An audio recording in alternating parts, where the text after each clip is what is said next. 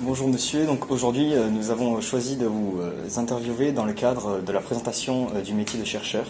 Donc, nous allons vous poser plusieurs questions et donc merci de nous accueillir aujourd'hui. Quel a été votre parcours d'études pour devenir chercheur?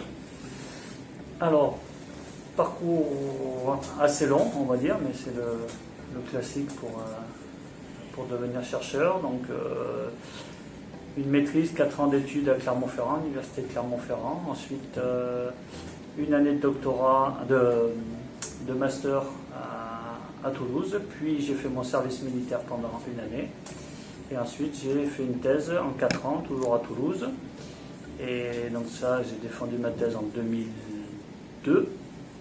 Ensuite, je suis parti 4 ans et demi en postdoc au Canada pour revenir en 2007 et faire 3 ans de postdoc donc, au CHU à Toulouse pour ensuite avoir passé le concours chercheur en 2010 et l'obtenir. Ensuite, donc, depuis combien de temps travaillez-vous ici au centre de recherche de Toulouse? Alors dans ce centre de recherche, j'y suis depuis le début, depuis sa construction. Donc on a déménagé ici en octobre 2014, si mes souvenirs sont bons. Donc ça fait, ça va faire 7 ans qu'on est là. Voilà. Je suis là depuis le début. Pourquoi est-ce que vous avez choisi d'exercer ce métier-là? Je pense que c'est avant tout la curiosité.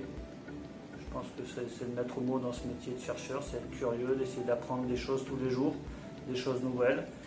Alors parfois on y arrive à comprendre assez vite, des fois on met un peu plus de temps à déchiffrer les mécanismes qu'on a envie de comprendre. Et donc du coup, est-ce que vous êtes en relation avec d'autres laboratoires qui travaillent sur le même projet que vous? Alors sur le même projet que moi, non. Sur la même pathologie, oui, forcément. Donc ici, au niveau du centre, il y a 3 équipes qui travaillent sur le cancer du pancréas, plus tout un tas de collègues qui travaillent à travers la France, à Marseille, à Paris, à Lille, avec qui on a des meetings et des réunions, des clubs français du pancréas, etc., au cours desquels on a l'habitude de se rencontrer, de discuter. Donc voilà. La recherche en général, c'est quelque chose de communautaire, on va dire.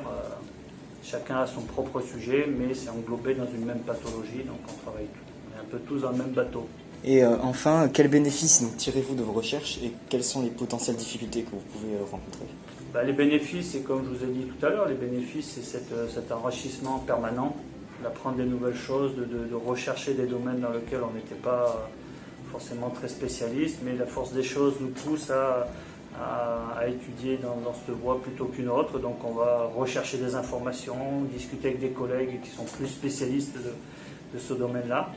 Donc ça c'est le côté un petit peu excitant, d'apprendre toujours des choses, de former des étudiants, de leur apprendre un petit peu ce qu'on a déjà appris. Ça c'est aussi un côté très sympa du métier. Alors évidemment comme tous les métiers, il y a des côtés un petit peu moins sympas et je pense que je répondrai comme à peu près beaucoup de chercheurs, la plupart des chercheurs en France, c'est que le côté un petit peu difficile et pénible, c'est de cette recherche perpétuelle de financement pour pouvoir faire nos projets. C'est comme si on était un maçon et on nous demandait de construire une maison, mais qu'il fallait qu'on recherche les briques avant, qu'on trouve l'argent pour les briques avant. Donc des fois c'est un petit peu contraignant parce qu'on y passe beaucoup de temps et on préférait faire plus de la recherche et voilà. Globalement ça reste un métier passionnant. Mais comme tous les métiers passionnants, il y a un revers de la médaille.